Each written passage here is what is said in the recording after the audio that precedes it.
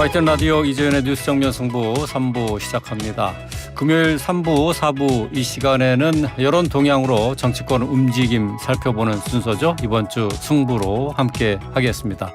자, 여론이 어떻게 우리 정치권 움직임을 반영을 했는지 살펴보는 순서 되겠습니다. 이번 주에도 여러 가지 정치 이슈가 많았고 또 여론 동향도 등락이 컸었죠. 자, 함께해 주실 두 분의 승부사 소개해 드리겠습니다. 자, 이은영 휴먼앤데이터 소장 나오셨습니다. 안녕하세요. 네, 안녕하세요. 반갑습니다. 네. 이은영입니다. 자, 그리고 배종찬 인사이드 K 연구소장 함께했습니다. 안녕하세요. 안녕하십니까? 예. 오늘 다른 때보다 좀 빨리 들어간 것 같아요, 제가. 네네. 예. 이상하게 배종찬 소장이 늦게 오는 날, 네. 늦게 오는 날 그래서 방송이 좀 일찍 들어갑니다. 아, 예. 그래도 우리 청취자분들이 또 YTN 정변승부를 빨리 듣고 싶어 하시니까. 예. 자, 배종찬 소장과 이은영 소장과 함께 자, 이번 주 승부 여론 동향 통해서 살펴보도록 하겠습니다. 자, 바로 들어가도록 하죠. 이번 주 승자 누군지 먼저 배 소장님부터 들어볼까요? 예, 일단 뭐 국힘 전당대회가 또 계속해서 또 주목을 끌고 있으니까 네. 분석도 이 성패자의 대상이 되지 않을 수가 없는데 이번 주에는 황교안 후보를 꼽아봤습니다. 아, 황교안 후보가 예. 이번 주 승자입니까? 전 총리 또 대통령 현안 대행까지도 역임을 했었고 박근혜 정부에서는 법무부 장관도 역임을 했었고 뭐 화려한 경력의 소유자인데 그동안 약간 이미지가 부정선거 뭐 전도사 뭐 이런 이미지가 상당히 강했거든요. 그런데 지금 국힘 전당대회 전개되면서 윤심 논란 파장이 일어나고 있고 또 아주 최근에는 지금 김기현 안철수 뭐 양강구도라고 이야기합니다만 실제는 조금 양강구도에서는 김기현 후보가 또 앞서가는 조사도 있는 것 같고 이런 상황에서 김기현 후보의 부동산 의혹을 좀 집요하게 또 파고드는 안철수 후보의 모습이다 보니까 약간 뭐 이게 국민의힘 전당대회가 앞으로 당의 비전 대결 이렇게 될 줄 알았는데 그게 안 된다 이런 이야기가 나오는데 느닷없이 황교안 전 총리가 좀 주목을 받고 있어요. 왜냐하면은 김기현 후보에 대해서도 지적하고 또 안철수 천하람 후보에 대해서도 지적하면서 부정선거 이야기로 일관될 줄 알았던 황 전 총리의 또 다른 면이다. 이게 웬일인가 무슨 일이죠? 뭐 이런 반응이 나오면서 그냥 그래도 오히려 앞서 나가는 사람들이 주목받지 못하는 사이에 뭐 황교안의 재발견이다. 물론 뭐 제 의견에 동의하시는 분도 있고 동의하지 않는 분도 계실 텐데 최근에 한 그 국힘 토론회 평가에 대한 관련된 기사들을 보니까 황교안 그래도 후보에 대한 이 주목도 긍정적인 이 재조명 이런 의견들이 상당히 쏟아지고 있긴 하더라고요. 자, 국민의힘 지금 전당대회를 앞두고 지금 당대표 후보들의 토론회도 열리고 있고 지역 순회 연설도 계속하고 있지 않습니까? 지금 말씀하신 것처럼 이번에 당대표 선거를 통해서 의외의 존재감을 발휘하고 있다 이렇게 또 생각하시는 것 같은데 동의하시나요? 네, 동의하고요. 그 짧게 지금 다 볼 수가 없어갖고 짧게 이제 요약한 그런 TV 토론 그 내용들을 보니까 황교안 그 전 대표가 굉장히 뭐 강렬한 카리스마 같은 비슷한 그런 걸 보여주는데. 타 후보들한테 삭발해봤냐 단식해봤냐 그거 한 사람들이 거의 없거든요. 자기만의 독보적인 어떤 그런 것도 강조하기도 하고 또 좀 날카롭게 질문하기도 하고 해서 좀 약간 또 모두 까긴 비슷하게 또 날카롭게 질문도 해서 이번에 좀 황교안의 재발견이라고 해야 될까요? 특히 그 많은 분들이 인상적이었던 이야기가 삭발 이야기라면서 이제는 제가 가발이라는 이야기 안 나오겠죠 이러면서 하시는데 저 헤어스타일 하면 저도 한 일가견이 있으니까 자르셨네요. 네, 제초 이 잡초 정리를 좀 하고 나왔는데 많이들 좀 유튜브로 들어와 주세요 이럴 때는요. 근데 황교안 또 후보가 이 헤어스타일 머리 이야기하면서 갑자기 또 삭발 관련한 부분이 또 주목받았어요. 그러면서 뭐 안철수 후보도 그렇고 김기현 후보도 그렇고 사실 천하람 후보도 그렇고 삭발할 일은 없었거든요. 그러면서 뭐 여러 가지 관련된 내용 그게 약간 또 좀 유머를 곁들여진 그런 또 언변으로도 평가를 받으면서 그동안 좀 상당히 좀 꼰대 이미지 그다음에 종교적으로 굉장히 좀 고집스러운 이미지 아주 예. 너무 좀 우리가 옥소독스한 그런 이미지가 좀 예. 강했거든요. 예. 기독교 관련해서 그렇고 그랬는데 그런 면에서는 저는 4강 안에도 일단 들었고 6명 중에서 4강 안에 예, 들었고 황교안 전 총리로서는 후보로서는 상당히 저는 뭐 이런 표현이 어떨지 모르겠지만 재미 보는 장사를 하고 있다. 예. 이런 평가 가능해 보입니다. 예. 이게 지금 지지율 상으로 보면은 천하람 후보와 거의 비슷한 수준으로 나오더라고요. 한 10%대가 나오고 있는 상황이고 네.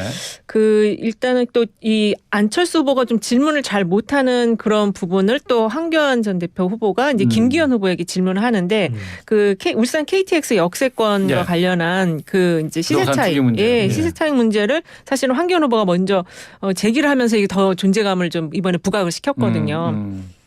그 안철수 후보도 나중에 뒤따라서 제기는 했는데 이제 김기현 후보가 안철수 후보한테는 민주당 DNA에 질문을 하냐 이렇게 좀 쏘아붙이기도 했는데 황교안 전 대표에게는 조금 이게 칼날이 무뎌지더라고요. 공격 그래요? 칼날이. 예. 그 김기현 후보가 아무래도 그 연대 가능성이 높은 그 상대 후보라고 한다면 네네. 황교안 후보라서 그런가요? 예. 일단은 두 사람은 저는 연대 안 할 것 같아요. 안 할 것 같아요. 왜냐하면 뭐 학교 이야기까지 거론하기 좀 무리해 보이긴 합니다. 두 사람 다 연대랑은 상관없거든요. 이번에 연대가 뜨고 있다고 지금. 연세대학하고는 상관이 없기 때문에 예. 요즘 뭐 입시 한참 2월 말까지 이제 또 결혼이 있는 학교에 또 보강도 되기 때문에 특정 학교에 홍보가 될 수도 있고 아니면 농담이고 예, 근데 예. 일단은 그럼 누가 연대에 적극적이게 되냐면은 황교안 후보가 적극적이게 되는데 황교안 후보로서는 지금 연대에 대한 뉘앙스를 풍기게 되면 이게 김 빠지거든요. 그런 그렇죠. 장사나 할 수가 없는 거죠. 우리가 뭐 이제 정치라는 게 뭐 장사할 수는 없습니다만 그런 데 의미에서는 황교안 후보의 경우에는 이번에 조금 다른 목적이 있는 것 같아요. 그냥 그동안에 좀 부정적이었던 이미지를 희석시키면서 내년 총선에 대한 가능성 같은 경우도 좀 타진해 볼 수가 있거든요. 그러면 그래도 보수 정치인으로서는 원로가 될 수가 있는 것이죠. 여하튼 간에 국회의원은 아직 하지는 못했다 하더라도 그렇죠. 예, 그런 의미에서 황교안 후보로서는 나중에 뭐 결선 투표에 김기현 후보가 또 올라갈 가능성이 많습니다. 그때는 뭐 자연스럽게 뭐 힘을 보태줄 수 있을지 몰라도 저는 결선 투표가 여부가 결정되기 이전에는 연대는 아마 힘들지 않을까 싶습니다. 김기현 후보가 지금 현재는 1위를 달리고 있는데 황교안 후보가 안철수 후보를 공격할 때 제일 즐거워하고 기뻐하시더라고요. 그 안철수 후보한테 그 뻐꾸기 후보라고 당이는 당마다 다 당을 파괴시킨다는 아주 부정적인 공격을 할 때 김기현 후보가 너무 즐거워하시는 모습을 보니까 재밌더라고요. 예. 뭐 TV 토론을 통해서 뭐 후보들 간의 묘한 신경전 같은 걸 볼 수도 있었는데 어쨌든 배 소장께서는 황교안 후보를 승자로 꼽으셨습니다만은 결국 지금 뭐 김기현 후보, 안철수 후보와 김기현 후보 간에 지금 양자 대결이잖아요. 여론상으로는 어떻게 나타났나요? 근데 이게 조사마다 조금씩 달라가지고 일단은 김기현 후보가 좀 앞서 나가는 추세를 보이는 거는 같은데 아직 과반을 못 넘고 있어서 국민의힘 쪽 지지자들한테 제가 좀 여쭤보니까 결선을 갈 가능성이 높아 보인다. 그리고 천하람 후보가 그렇게 되면은 뭔가 그 모정에 또 바람을 일으킬 수도 있다. 이런 말씀도 하셔서 일단 결선을 갈 것 같은 그런 전망을 많이 하시더라고요. 결선을 갈 것 같은. 결선 투표까지 해야 된다. 해야 될 것 같다. 왜냐하면 이게 지금 김기현 후보가 확실하게 지금 우위를 점하고 있지는 않고 그 전체 또 지지율하고 이제 당심과 민심이 이제 같이 조사가 나오고 있는데 전체 값으로 보면은 여전히 김기현 후보, 안철수 후보가 엇비슷한 수준으로 나와요. 그래서 국민의힘 지지층에서는 물론 김기현 후보가 앞서긴 앞서지만 천하람과 황교안 후보가 이 두 후보의 이 지금 지지세도 상당히 한 10%대 중반까지도 이게 치고 올라간 상황이어서 그래서 이게 김기현 후보가 완전히 앞서질 못하고 있거든요. 그러니까 이제 결선 투표 가능성이 높아지는 게 결선 투표를 안 가려면은 더 당심이 김기현 후보 쪽으로 좀 수렴이 돼야 되거든요. 그런데 그러려면 황교안 후보의 이 당심도 지지층도 좀 옮겨가야 되는데 그렇지가 않고 또 그리고 아니면은 뭐 천하람 위원장을 지지하는 친이준석계 표심이 또 천하람 쪽으로 천하람 뭐 바람 뭐 천하용인 뭐 이런 이야기도 많이 하던데 그쪽으로 모여야 되는데 오히려 안철수 후보가 좀 나눠 갖는 그런 형국이거든요. 그래서 그런 상황이라면 지금의 이 판세 구도로만 놓고 보면 일종의 삼국지가 아니라 사국지 지형이라서 결선을 갈 가능성이 상당히 높다고 봐야 되겠죠. 결선 투표 가능성이 높다. 네. 예. 두 분 뭐 똑같이 그렇게 예상을 하고 계신 거네요. 예. 자, 이번 주 승자 살펴보고 있는데요. 계속해서 이은영 소장님 이번 주 승자 누구로 꼽으셨나요? 저는 이원석 검찰총장을 꼽았는데요. 네. 사실 이분이 그 검찰총장 원래 잘 미디어에는 잘 노출이 안 되는 분이거든요. 네. 그리고 상당히 이번에 보니까 이제 그 제1야당 대표를 이번에 구속하는 거 구속영장 발부와 관련해서 네. 나와서 이제 입장 발표를 했어요. 근데 그 얼굴이나 이런 부분이 자세히 좀 보게 됐는데 예. 상당히 굉장히 여성스러운 얼굴 이렇게 생김이 그러시더라고요. 근데 어쨌든 굉장히 강렬한 지금 입장 발표를 했는데 이 지금 이재명 대표에 대한 그 구속영장 청구와 관련된 그 내용이 170여 조, 그다음에 혐의는 5개 정도를 지금 해서 예. 구속을 청구하겠다라고 발표를 했는데요. 어쨌든 이게 이제 구속영장이 청구가 돼서 발부가 될지 물론 지금 국회에서 좀 부결이 될 가능성이 높지만 네. 어쨌든 검찰총장이 이렇게 총대를 메고 나오는 모습을 처음으로 보였고 그런 면에서는 뭐 이번 주에는 화제의 인물로서 승자로 꼽아봤습니다. 네. 이원석 검찰총장 뭐 이재명 대표에 대한 구속영장 청구와 관련해서 이제 주목을 받을 수밖에 없는 위치에 네. 있는 거죠. 그렇죠. 이제 더 주목받을 것 같은데 우리 이은영 소장님께서 여성스러운 이원석 검찰총장이기 때문에 저는 진짜 그런 거하고 다 또 한 번 더 보시겠네요. 이전부터 좀 젊은 시절부터 이제 맹활약했던 이원석 검찰총장이 어떤 인물이냐면 한동훈 장관하고는 같은 대학인데 또 다른 과를 전공을 했는데 두 인물이 별로 나이 차이가 많이 나지는 않아요. 그러면서도 이제 그래도 이원석 검찰총장이 선배긴 선배입니다. 그러다 보니까 이제 이른바 검찰 내에서는 상당히 뭐 두뇌가 뛰어난 인물로 정평이 났던 한동훈과 이원석 두 사람 사이 경쟁이 붙었었어요. 예. 그래서 누가 검찰총장 자리에 먼저 가냐 했는데 일단 검찰총장은 이원석 총장이 검사가 총장으로 갔는데 한동훈 장관은 바로 다 건너뛰고 서울중앙지검장 검찰총장 다 건너뛰고 법무부 장관 들어갔으니까 예. 이른바 윤석열 대통령의 최애다 이런 이야기 하는데 이원석 검찰총장에 대한 검찰 내부에 이렇게 저도 취재를 해보니까 정평을 해보니까 허튼 짓을 안 한다. 그 이야기는 허투루 이렇게 영장 청구와 같은 이 이슈를 벌일 인물은 아니다. 예, 예. 이런 신중하다고 평가, 봐야죠. 굉장히 신중하고 이제 꼼꼼하고 정확하다. 오히려 한동훈 장관은 해야 될 말을 좀 웬만큼 하는 편인데 이원석 검찰총장 같은 경우에는 방금 전에 이은영 소장님 말씀대로 바깥으로 자기 자신을 드러내지 않아왔던 인물이거든요. 예, 예. 그런데 과연 준비가 충분히 된 건가? 그래서 지금 사람에 대한 분석으로 우리가 어떤 데이터 분석을 하면은 정량적인 분석 외에 정성적인 분석도 하는데 뭐가 준비가 돼서 보이는 자신감인지 아니면 지금 이제는 도저히 검찰로서도 물러날 수 없는 지점에 와 있기 때문에 보이는 그런 어쨌든 간에 보여야 되는 보일 수밖에 없는 여유인 건지 네. 저는 이렇게 파가기가 쉽지만은 않은 것 같아요. 네. 그 표정이나 이런 게 신중해 보이기는 하는데 자신감이 조금 떨어져 보이는 그런 느낌은 그래요? 있었어요. 이 지금 대장동 위례하고 성남 FC 두 개를 묶어갖고 5개 혐의를 했는데 총괄적으로는 지방 권력과 부동산 개발업체 불법적인 정경 유착이다 이렇게 포괄적으로 이야기를 했고 네. 가장 중요한 게 이제 돈의 흐름을 제시를 했었어야 되는데 지금 그게 없거든요. 그래서 그리고 지금 최근에 그 검사들에 대한 좀 평가가 안 좋잖아요. 그리고 이성윤 전 서울 그 중앙지검장도 그 김학의 전 법무부 장관 출국 금지와 관련해서 무혐의 처분을 네. 받았기 때문에 네. 이 검사들 안에서도 이 검사가 두 종류가 검검 간의 갈등도 약간 엿보이는 이러한 시기에 제1야당 대표에 대한 구속영장을 직접 나와서 발표했다라는 거는 본인도 굉장히 좀 부담이 컸을 것 같아요. 네. 이원석 총장이 직접 나와서 얘기한 인터뷰 내용 가운데 이제 충분한 물적 증거와 인적 증거를 확보했다 이렇게 얘기를 했는데 그때 말할 때의 표정이나 네. 이 톤을 봤을 때는 상당히 그 차분하고 네네.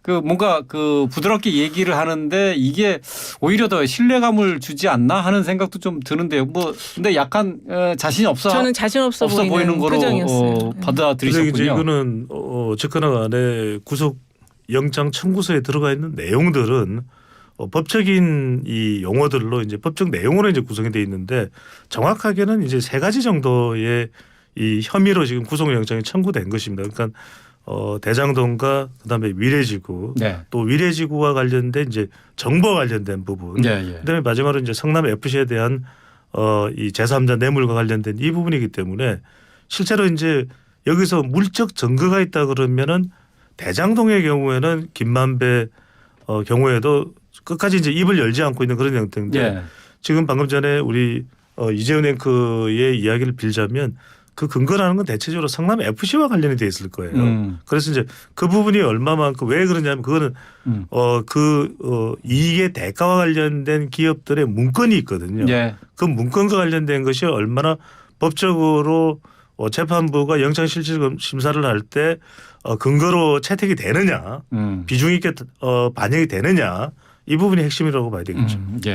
그 부분은 이재명 대표가 예전에도 그 미르 재단하고 이 성남 그 FC가 소속된 성남시 그 재단하고는 다르다. 그 지점이 굉장히 또 중요한 내용인 것 같고 제3자 뇌물과 배임으로 이걸 다 엮었다는 것도 뭔가 그 물증에 자신이 없어서 일단 포괄적으로 들어간 것이 아닌가 이렇게 좀 보여집니다. 알겠습니다. 지켜봐야 되겠죠. 자, 두 분의 얘기는 잠시 쉬었다가 계속 이어가도록 하겠습니다. YTN 라디오 이재현의 뉴스 정면 승부 4부 함께 하고 계십니다. 금요일 이 시간에 3부, 4부 이번 주 승부를 함께 하고 계시죠. 여론 동향으로 정치권 움직임 살펴보고 있습니다. 배종찬 인사이트 K연구소장, 이은영 휴먼앤데이터 소장과 함께 하고 있습니다. 자, 앞서서 3부에서는 이번 주 승자 살펴봤는데요. 계속해서 패자 누군지 꼽아 보겠습니다. 배종찬 소장님. 저는 패자로 철대 맞은 은행 또 반도체 산업으로 했습니다. 은행과 반도체 산업. 근데 우리 이 산업 구조로 보면 너무나도 중요한 두 산업이죠. 왜냐하면 돈줄이 될 수 있는 은행 금융권 그리고 반도체 산업은 우리의 뭐 성장 젖줄이죠. 그런데도 불구하고 지금 은행 금융권 같은 경우에 윤석열 대통령이 연일 지난달 이제 1월 30일 관련 회의에서부터 시작해서 최근까지 이복형 금감원장과 함께 계속해서 은행이 너무한다. 그렇게 돈잔치 성과급 잔치를 벌인다는 게 말이 되느냐 이런 이야기가 나오는 것이 최근에 이제 명태 신청을 받으면서 뭐 적게는 한 3억 원 정도 평균적으로 해당되는 그런 이제 명예퇴직 성과급 이제 지급인데 그게 뭐 10억에 10억 가까이 됐다라는 넘었다는 뭐 이야기도 나옵니다. 그러다 보니까 그것 자체가 국민들로부터 이제 지탄을 받고 있는 것이 왜냐하면 은행들이 그런 성과급을 거둔 게 금리가 올라간 거잖아요. 이른바 우리가 순이자 마진이라고 해서 NIM 수치가 계속 올라갔고 미국 연준이 뭐 자이언트 스텝 뭐 여러 번 뭐 스텝을 밟아도 한두 번 밟은 게 아니죠. 그래서 계속 올라갔고 그런데 정작 대출 금리는 내렸었냐 하면 그게 아니거든요. 아니 그건 모집할 때는 변동금리 금리가 계속 낮아지니까 변동금리로 받는다고 해놓고 정작 변동금리가 치솟고 있는 상황에서는 저금리 전환도 안 해줬단 말이에요. 이런 거에 대해서 이제 대통령이 금리를 떠나서 은행이 성장할 수 있는 성장 프로젝트에 동참해야 된다. 이런 이야기를 하니까 이제 바짝 엎드려서 뭐 또 기여금을 내겠다 어쩐다 하지만 그게 근본적인 대책은 아니라는 거. 그런 점에서 저는 왜 좀 이렇게 꼭 뭔가 이야기가 나오면 또 관치금융이다 이렇게 비판하면서 은행에서 대응을 할까. 지금 지난해 아직 4분기가 최종적으로 집계가 안 돼서 그렇지 은행의 지금 4대 금융입니다. NH 빼고 그러면은 순이익 추정치가 17조가 넘어요.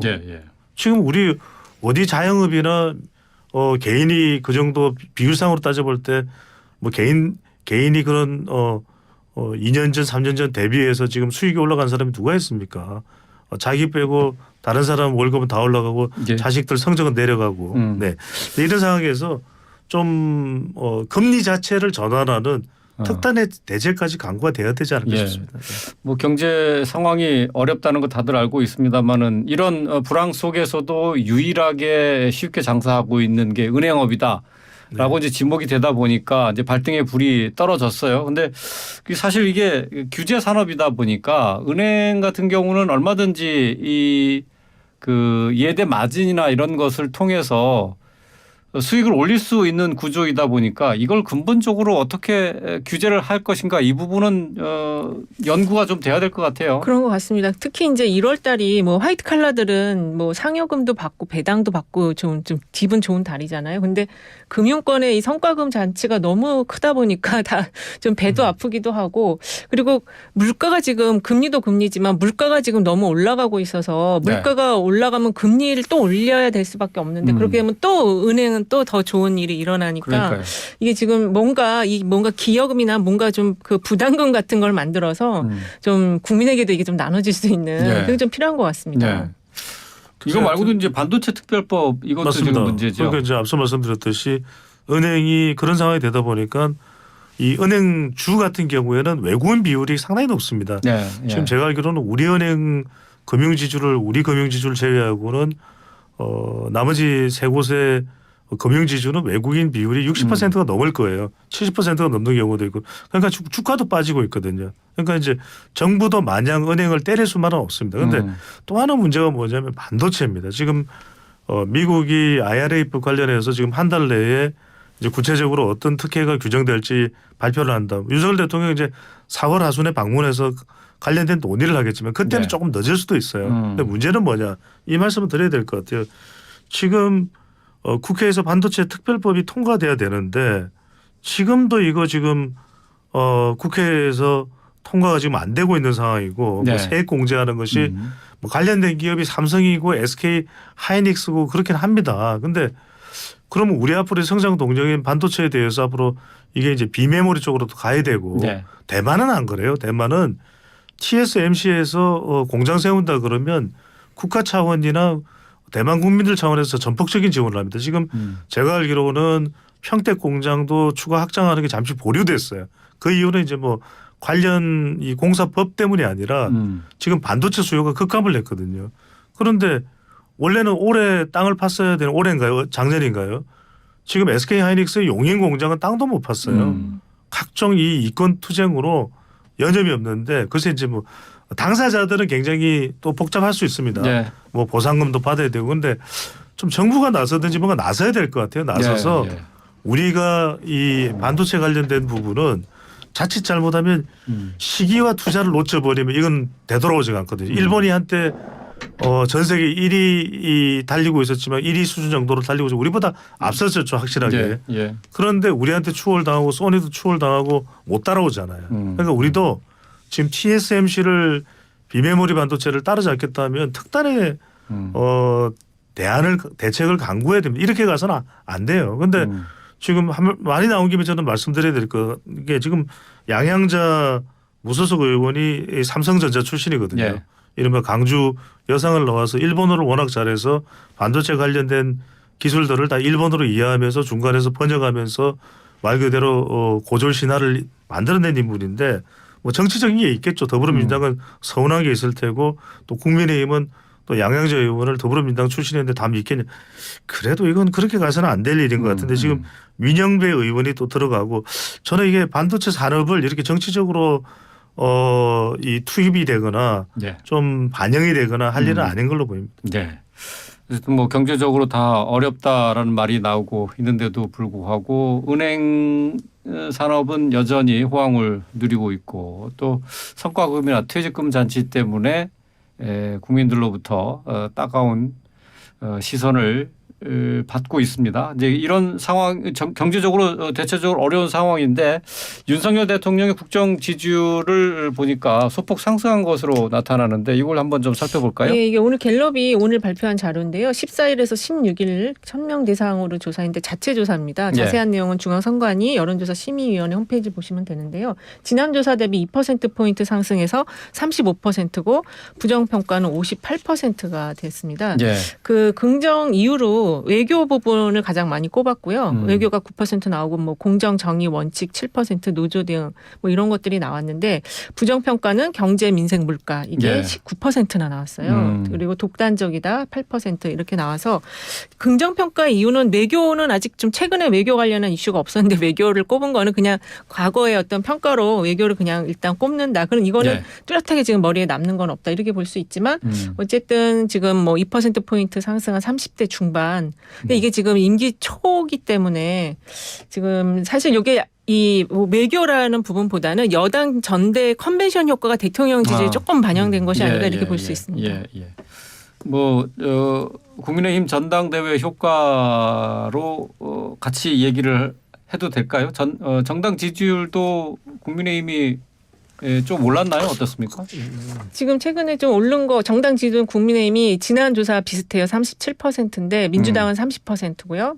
무당파층이 한 28%인데 어쨌든 지금 최근에 대통령 지지율이 좀 많이 빠져서 당 지지율보다 좀 낮았었는데 이제 그 윤심이라든지 뭐 대통령이 잘 돼야 이제 우리도 잘 된다. 총선 이긴다. 이런 얘기가 이제 계속 여당 전대 TV 토론 이런 데서 나오니까 대통령 지지율도 조금 상승한 것 같습니다. 두 가지로 봐야 되겠죠. 이제 국민의힘 지지율이 37인데 직전 조사에서 대통령 지지율이 32였다는 것은 국민의힘 지지율까지는 상승할 수 있는 여력이 있는 것이거든요. 그러면은 결국 이것은 전당대회와 관련된 관심도겠지만 그까지 올라갈 수 있는 위기감에 따른 결집, 기술적인 반등도 이유가 될 수 있다고 봅니다. 예, 알겠습니다. 자, 계속해서 이번 주 패자 이은영 소장님 패자를 꼽은 사람이 누군지 좀. 저는 지금 이제 최고위원 후보로 나온 태영 의원을 꼽았는데요. 이분이 이제 강남 갑 의원인데 4.3 관련해서 굉장히 우리 국민들이 좀 납득하기 어려운 발언을 했어요. 그래서 그것 때문에 그 정진석 비대위원장이 4.3이 어떤 사안이었는지를 정의까지 해줬습니다. 이게 그러니까는 4.3이 제주도에서 발생한 어떤 무력 충돌 과정과 진압 과정에서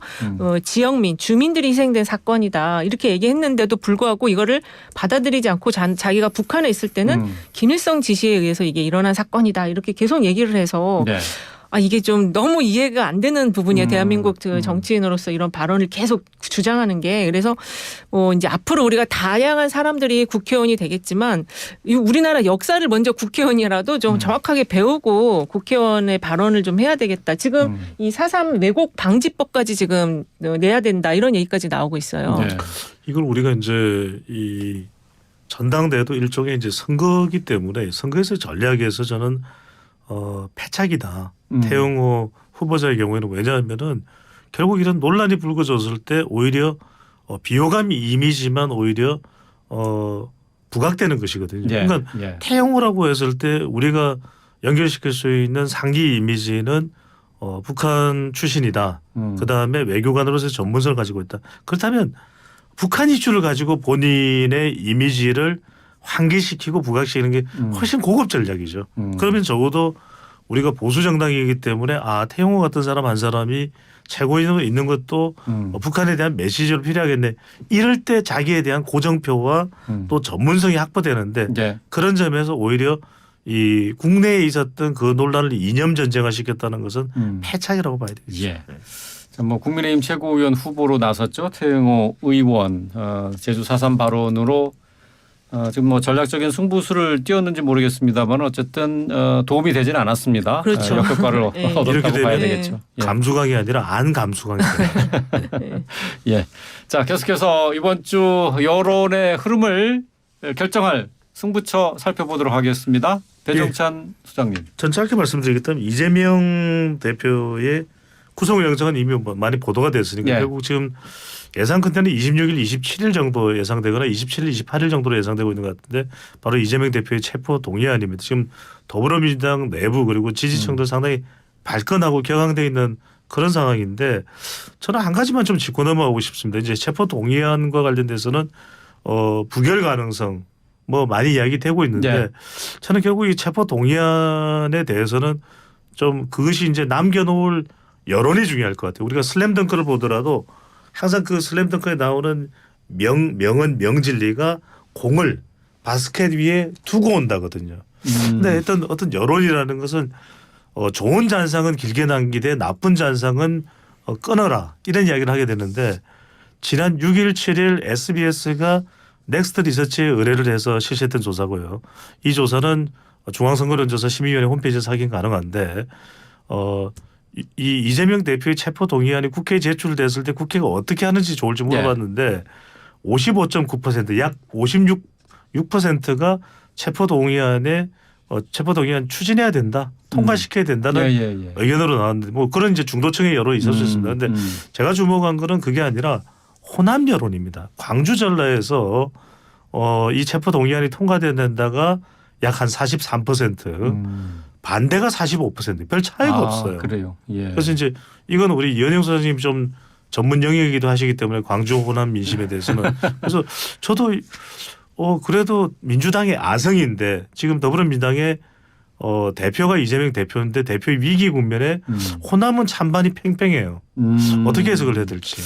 어쨌든 그 당 내에서는 뭐 부결 쪽으로 이미 기울어 있는 것 같은데 그렇죠. 말이죠. 이제 노웅래 의원 사례와 비슷하게 그렇게 이제 부결이 될 수밖에 없는데 이건 사실은 뭐 정답을 그러니까 좀 사회적 요명 효과라고 그러잖아요. 그러니까 사람들이 이거는 이렇게 가야 된다라고 당위적으로 이야기하는 그런 여론 흐름이라고 볼 수 있을 것 같고 사실 그런 문제 때문에 이재명 대표가 그 검찰에서의 구속영장과 관련한 그 설명 자료를 제출을 했는데 설명 자료 앞에 궁서체로 이 지역 위원장들한테 이 사안에 대해서 자신의 어떤 생각을 이렇게 별도로 정리해서 붙여서 배포를 했거든요. 그러니까 굉장히 그 자신의 어떤 절절한 마음을 좀 감성적으로 다가가는 면이 있고 그리고 이런 그런 그 호남에서의 그런 여론을 의식해서 앞으로 이제 민주당 안에서 수박이라는 발언도 하지 말고 우리가 하나로 똘똘 뭉치자 이런 얘기까지 지금 하면서 이제 그 반명 쪽이나 비명 쪽의 의원들을 좀 감싸는 그런 지금 태도를 보이고 있죠. 네, 민주당에서는 뭐 체포 동의안 가결을 위해서는 민주당에서 이탈표가 나와야 되는데 28표만 더 얻을 수 있으면 얻는다면은 네. 체포 동의안도 가결 가능하다 뭐 이런 분석도 있습니다만 이건 뭐 현실적으로 사실 기대하기 힘든 부분이죠. 그렇죠. 근데 그럼에도 불구하고 현실적으로 나타날 수도 있기 때문에 이제 그러한 노력과 공을 들이고 있죠. 자기 지역위원회라든지 자기 민주당의 소속 의원들께 공을 들이고 있고 오늘 그 11시 반인가 11시에 국회에서도 이제 민주당 그 시위가 있었잖아요. 그때 굉장히 많은 의원들이 상당히 나와서 좀 단합된 모습을 지금 보여줘서 이탈표가 나오지는 않는 분위기를 보여줬어요. 그래도 이제 이 체포 동의안이 이제 제출됐을 때 무기명이거든요. 그렇죠. 이름이 안 나옵니다. 저는 무기명의 이중적 현상이 하나는 그래서 혹시라도 이 무기명이기 때문에 반발표가 있을 수도 있다. 또 한편으로 무기명이기 때문에 또 나중에 그 색출될 수도 있기 때문에 할 수 없다 이런 것도 있는데 저는 언뜻 그래도 이 체포 동의안에 대해서 찬성표를 던질 수 있을 만한 사람이 얼굴이 한 10명 정도는 떠오르는데 누군지는 말씀 안 드리겠습니다. 근데 이 대목에서 제가 말씀드리려는 건 뭐냐면 아까 제가 말씀드렸죠. 슬램덩크를 이용하면서 어떤 이미지를 남기고 오느냐가 중요할 것 같아요. 그러니까 그러면 체포 동의안이 부결될 가능성에 대해서 검찰은 모를까? 그런데 검찰은 왜 체포 동의안을 제출하게 되는 걸까? 그러면 지난번 노웅래 의원의 경우를 보면은 한동훈 법무부 장관이 와서 그 당시에도 약간 근거를 이야기했는데 그때도 무슨 우리가 뭐 사실관계 뭐 법적 사실관계 유포다 뭐 그래가지고 이제 상당한 또 민주당 내에서 반발이 있긴 했습니다만 아까 이원석 총장이 이야기하셨잖아요. 상당히 이 근거를 많이 축적시키는 이 수사 스타일인 이원석 검찰총장과 한동훈 장관이 사실 이게 검찰로서는 제일 큰 이슈라고 봐야 되겠죠. 다수당 대표의 이 체포 동의안 제출이죠. 어떤 이야기를 할 건지. 한동훈 장관이 이제 그렇죠. 국회 나가서 체포 동의안과 관련된 설명을 할 때 어떤 얘기를 하냐. 그 내용과 그 내용에 따른 뭐 부결이든 뭐 이걸 떠나서 어떤 이미지를 국민들에게 남기는지 이게 중요합니다. 어떤 이미지를 남기느냐. 지금 말씀하신 것처럼 내부에서 이탈표보다는 정의당의 반대가 사실 좀 더 중요한 포인트인 것 같고 그것 때문에 이제 더 설득을 많이 하려고 할 것 같고 좀 전에 말씀하신 것처럼 왜 검찰이 그럼 지금 이 시기에 이렇게 구속영장 청구하느냐. 근데 도이치모터스 특검, 김건희 여사 특검과 이게 대립적으로 있기 때문에 그래서 이거를 이 시기에 터트린 거 아니냐. 그렇게 보는 시각도 있습니다. 그래서 검찰 쪽에서 너무 좀 정치적으로 지금 하고 있는 거 아니냐 이렇게 알겠습니다. 지적도 있습니다. 이번 주 승부처 이재명 대표에 대한 체포 동의안 꼽으셨는데요. 자 남은 시간 한 1분 반 정도 남았는데 이은영 소장님 승부처. 저는 역시 국민의힘 전대가 중요하고요. 이번 주는 그 TV 토론 내용이 윤핵관에 대한 어떤 이제 여부, 그다음에 험지 출마. 그러니까 이제 다선 의원들이 험지에 출마란 이런 주제였는데 다음 주는 조금 더 격렬한 이제 이번에 나왔던 그 KTX 그 시세 차이 이런 부분들 조금 더 민감한 얘기들이 나올 것 같습니다. 어떻게 보세요? 지금 뭐 국민의힘 전당대회 지금 당대표 후보들 간의 TV 토론과 또 지역을 순회하면서 후보들 연설을 듣고 있는데 잘 진행되고 있다고 보십니까? 근데 여기서 흥미로운 이제 포인트가 나온 겁니다. 뭐냐면 방금 전에 이제 이은영 소장님도 김건희 특검도 조금 묻힐 수 있다 이런 이야기 있지 않습니까? 이게 이재명 대표권이 워낙 크기 때문에 국힘 전대도 조금 묻힐 수가 있어요. 그래요. 그러면 어떠냐? 이게 일종의 이슈에 이재명 대표 체포 동의안 또 구속영장 관련 건이 일종의 블랙홀이 돼서 국힘 전대도 그렇게 되면 지금의 판세에서 별 변화 없이 당원들에 대한 이 모바일 투표가 되는 3월 6일, 7일 정도 지점까지 5일, 6일 지점까지 그대로 그냥 이어질 가능성이 상당히 또 있을 것으로 보입니다. 그러면 결선을 갈 가능성이 높아지는 거죠. 점점. 그만큼 어쨌든 좀 관심에서 좀 멀어지고 그렇죠. 그러면서 열기가 좀 식을 수 있다는 그런 얘기가 되겠네요. 네, 예. 그렇습니다. 알겠습니다. 자, 여론 동향으로 정치권 움직임 살펴봤습니다. 이번 주 승부 여기까지 하겠습니다. 자, 배종찬 인사이트K 연구소장 또 이은영 휴먼앤데이터 소장과 함께했습니다. 오늘 말씀 잘 들었습니다. 네. 고맙습니다. 감사합니다. 고맙습니다.